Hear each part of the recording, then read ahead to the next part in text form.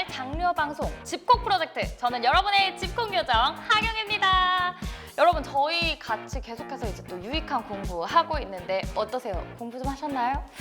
오늘도 재미있고 유익한 경제 이야기를 들어보겠습니다. 저와 함께 해주실 전문가 홍익희 교수님을 소개합니다. 네, 안녕하세요. 반갑습니다. 네, 교수님, 저희 지난 시간에는 코로나19가 바꾼 자본주의의 모습에 대해 이야기를 해주셨어요. 그러면 오늘은 저번 주제와 연결을 해서 이야기를 해주신다고 들었는데 미래의 자본주의 모습에 대해서 한번 그려볼 겁니다. 저는 궁금한 게 자본주의 하면은 저는 그냥 전 자본주의의 노예? 이런 생각밖에 안 드는데 자본주의의 이상적인 모습이 있을까요? 있죠. 자본주의는 사실은 어떻게 보면 돈이라는 것이 있는 곳에는 피도 눈물도 없는 냉혈한들이 돈을 많이 버는 듯한 느낌이 있는데 사실은 인간이 사는 인간사회에서는 그것만 가지고 굴러갈 수가 없어요. 그러니까는 개인의 어떤 효율이나 창의성이나 이거는 존중을 해주되 사회적인 약자를 같이 보듬어서 끌고 가야 됩니다. 그런 의미에서 이상주의적인 자본주의라 하면 사회적 약자를 같이 끌고 갈 수 있는 이런 포용적 자본주의 혹은 공동체 자본주의 이런 게 이상적이라고 할 수 있습니다. 그러면 저희가 지금 알고 있는 자본주의는 약간 금융 자본주의라고 알고 있으면 될까요? 맞아요. 지금 금융 자본주의라고 흔히 일컫는데 그건 왜 그러냐면 1971년 닉슨 쇼크 이후에 달러가 금과의 고리가 끊어지고 난 후 어떤 일이 벌어졌냐면 이제는 달러가 금의 눈치를 보고 돈을 찍을 필요가 없어요. 흔히 얘기해서 근원 인플레이션이 2% 이하에서는 무제한으로 달러를 찍어낼 수 있어요. 그러면 어떤 일이 발생했느냐 하면 세계 GDP가 연간 증가하는 비율은 연 3, 4%뿐이 안 돼. 그런데 금융자산이 늘어나는 속도는 그거보다 서너 배 빠르게 한 연 15% 내외의 금융자산이 늘어납니다. 이건 사실 뭐를 의미하냐면 땀 흘려서 일하는 근로소득자들은 연 3, 4% 정도뿐이 부가가치를 높이지 못해요. 그러다 보니까 월급이 연 한 3, 4%만 올라. 그런데 돈을 불리는 금융소득이나 임대소득 하는 사람들은 연 한 15% 정도의 소득이 불어나요. 이런 걸 이른바 소득 불평등이라고 그래요. 근데 소득 불평등이 쌓이면 어떻게 되냐면 이게 부의 편중이 일어나서 빈부격차가 되는 겁니다. 맞아요. 그래서 어떤 결과가 생겼냐면 2014년도에 미국 연준이 발표한 자료가 있습니다. 그때 그걸 보면 상위 10%가 전체 소득의 50% 이상을 가지고요. 이러면 무슨 일이 발생하냐면 지금부터 잘 들으십시오. 설명을. 뭐냐면 우리가 10명 있는 사회를 가정을 해. 그럼 돈 잘 버는 한 사람이 나머지 9사람보다 돈을 더 많이 벌어. 억울해요. 그러면 무슨 일이 발생하느냐 하면 억울하기 전에 이 9사람은 돈을 버는 대로 대부분 다 써요. 저축 여력이 없어. 근데 돈이 한 사람한테 몰리면 어떻게 돼? 이 사람은 쓰는데 한계가 있어요. 그래서 이 사람한테 들어가는 돈은 바깥으로 나오질 않아.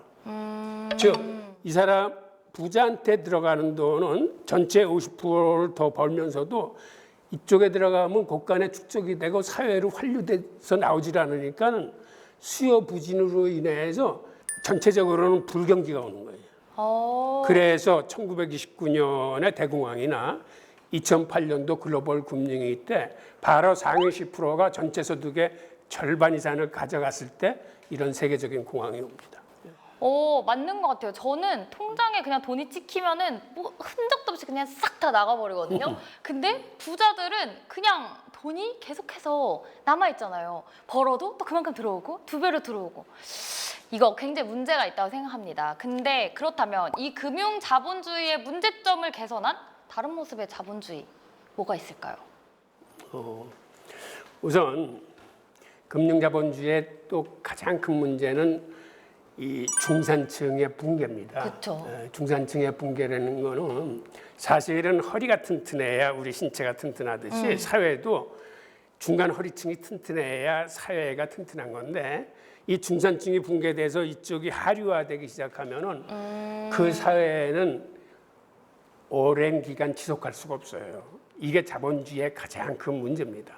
지금 같은 상황에서는 이번에 코로나로 인해서 지난해 실업률이 15.4%까지 늘어났거든요. 네. 3.5%에서 그렇게 해서 이제 직장을 잃어버린 사람들은 모기지도 연체 내고 임대료도 체납하고 실업수당 받지 못하면 당장 먹고 살 길이 막막해요. 맞아요. 그러다 보니까 미국이 어떤 생각을 했냐면 지금까지의 이런 자본주의 틀 가지고는 안 되는구나 해가지고 자본주의 틀 자체를 바꿔서 이제는 하위 50%를 직접 그들의 삶을 지원하기 시작했습니다. 그게 여러분들이 아시는 기본소득이라는 거, 그다음에 실업수당, 뭐 이런 보험 같은 걸로 해서 지금은 재정부양책으로 미국 정부가 쓰는 예산의 3분의 1을 개인들한테 직접 싸줘요.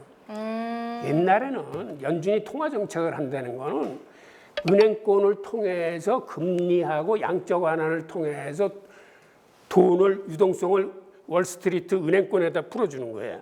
근데 그 돈을 갖다 쓸 수 있는 거는 담보 여력이 있는 부자들이 갖다 쓸 수 있어요. 그 돈을 갖다가 뭐 주식 투자도 하고 부동산 투자도 해서 그쪽은 계속 불을 늘려가는데 그렇게 돈을 풀어봤더니 서민들 경제에는 도움이 되는 게 별로 없었다라는 반성이 시작되는 거예요. 이제 그래서 지금 팬데믹 같은 상황을 만나서는 옛날의 통화 정책으로는 안 되겠구나. 좀 바꿔야겠다. 네. 그래서 이제는 재정 정책으로 즉 정부가 주도해서 돈을 직접 메인스트리트에 풀어줍니다.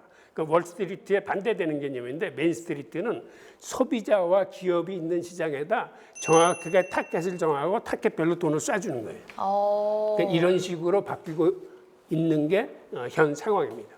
네, 그러면 공동체 자본주의, 이 포용적 자본주의 너무 좋잖아요. 이 자본주의로 계속해서 나아가는 방법 뭐가 있을까요? 그거는 이제는 코로나 사태가 설사 종료된다 하더라도 옛날 스타일로 돌아가기는 힘들 겁니다. 그래서 지금은 우리가 생각할 수 있는 게 앞으로 하위 50%, 즉 거의 재산을 갖지 못한 이 사람들을 어떻게 보듬어서 같이 안고 갈 수 있느냐. 즉 그렇게 하기 위해서는 기존의 방식이 아닌 예전에는 재정이 크게 세 가지 기능이 있었는데 네. 하나는 공적인 일을 하는 그 공기관 운영, 또 하나는 경기가 나빠지면은 경기를 안정화시키는 안정화 대책이 주였었는데 네. 지금은 소득 재분배 기능이 훨씬 더 중요합니다. 그러니까는 힘든 사람들한테 세금 거둔 것들을 더 많이 지원해 주는 방향으로 가야 되는 거거든요. 그런 식으로 앞으로는 하위 50%, 즉 서민층들을 보듬어 안고 갈 수 있는 그런 시스템으로 이제 바뀌게 될 겁니다. 그러면 세금 제도의 개편도 필요할까요? 뭔가 부자들은 더 많이 내고 이런 맞아요. 방법이 맞아요. 어떻게 생각하세요? 그래서 그걸 이른바 부자 증세라고 해요.